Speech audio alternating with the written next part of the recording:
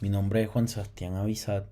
Bueno, principalmente sobre la percepción que he tenido sobre los casos clínicos presentados en morfofisiología, creo que me ha parecido muy pertinente y me ha permitido evaluarme qué tanto he aprendido cosas nuevas y me parece muy provechoso el poder encontrarle, digamos, esa aplicación y esa utilidad, esa cantidad de conceptos que hemos venido afianzando durante todo este tiempo.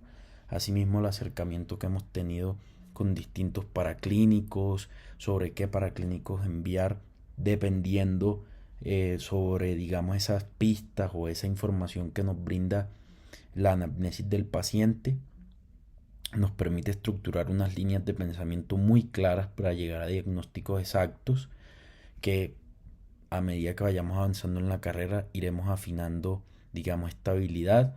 Y también me ha parecido muy provechoso el irnos enseñando cómo se desarrolla correctamente una historia clínica para que cuando nos enfrentemos a esta práctica médica real en una clínica ya no sea algo tan desconocido para nosotros, el, digamos, ese acercamiento con paraclínicos y el acercamiento con una historia clínica como tal. En cuanto a los casos que más me han gustado, yo creo que podría debatirme entre dos. El primero yo creo que sería el caso de sistema renal. El de sistema renal me llamó mucho la atención porque fueron clases muy concretas pero muy llenas de información que dieron unas características clínicas exactas, por ejemplo, para diferenciar entre síndrome nefrítico y síndrome nefrótico.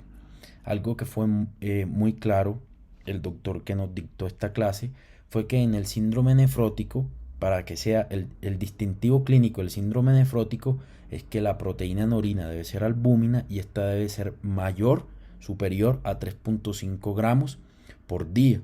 Mientras que si es nefrítico, la proteína en orina debe ser albúmina y debe ser menor a 3.5 gramos por día. Asimismo, me llamó mucho la atención los tipos de glomerulonefritis, sobre todo la glomerulonefritis post-estreptocócica. Digamos que es la fisiología del estreptococo aquí para causar la glomerulonefritis es un poco parecida a la fisiopatología, a su mecanismo de acción que ya habíamos analizado anteriormente en sistema cardiovascular, cuando estábamos analizando un poco la calcificación de la válvula mitral en el corazón. Asimismo, creo que el otro caso clínico que me llamó mucho la atención fue el digestivo, que fue Ana, una paciente de 27 años.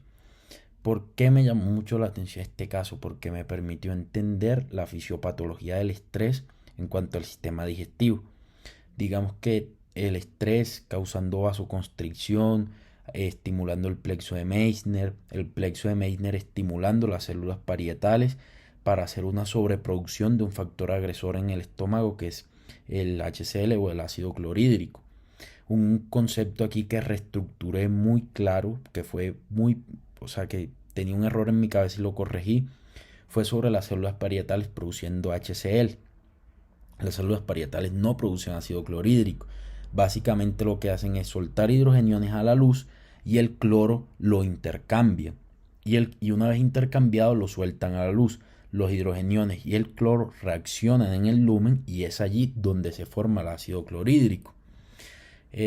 Asimismo entendí muy bien los factores agresores y protectores gástricos, factores agresores como el Helicobacter pylori, cómo alcaliniza su medio para sobrevivir a todo el ambiente ácido estomacal y asimismo cómo sus antígenos presentes están generando una expresión de acuaporinas en los enterocitos para hacer llenar estos de agua y que estalle. En cuanto a la enfermedad de Crohn, me llamó mucho la atención la parte genética. Había leído en muchos lugares que la enfermedad de Crohn tenía una parte genética que lo desencadenaba, pero no explicaba cuál era esta parte genética. Durante la clase pude entender que el factor genético que desencadena esto es la falta de la variabilidad genética, valga la redundancia, ya que en sociedades o en comunidades monogámicas la falta de esta variabilidad causa una mutación en las proteínas que unen a los enterocitos, causando, digamos, esta debilidad en la barrera que permite la filtración con mayor facilidad de bacterias. Asimismo, me pareció muy interesante conocer todo el papel inmunológico que desarrolla. Y encontramos estas placas de Peyer que están repletas de linfocitos y de células dendríticas, a través de las cuales, gracias a los Toll-like receptors, se reconoce una gran variedad de bacterias que se ingieren a través de la comida y a través del bolo alimenticio.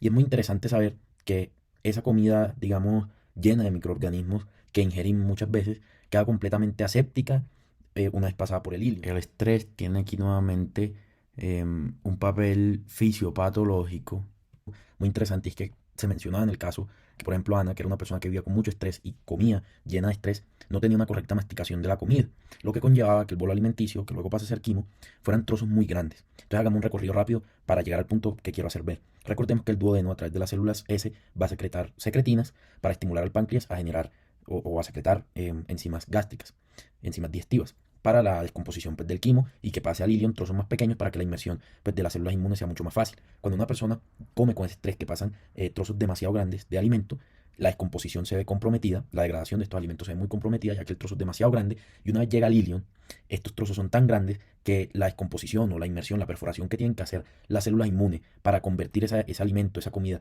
en un elemento aséptico, es muy difícil de realizarlo y puede conllevar a futuras infecciones digestivas o, pues, en el sistema como tal. Algo que me llamó mucho la atención, que fue un distintivo clínico, fue cómo se forma una úlcera duodenal. La condición para que ésta se forme es que debe haber una lesión en el antro pilórico del estómago, y asimismo entender cómo los neutrófilos y los macrófagos juegan un papel muy importante en lo que es erosión y lo que es úlcera. Erosión que solamente afecta la mucosa del estómago, y la úlcera afectando la submucosa estomacal, y también puede llegar a afectar el tejido muscular propio del estómago.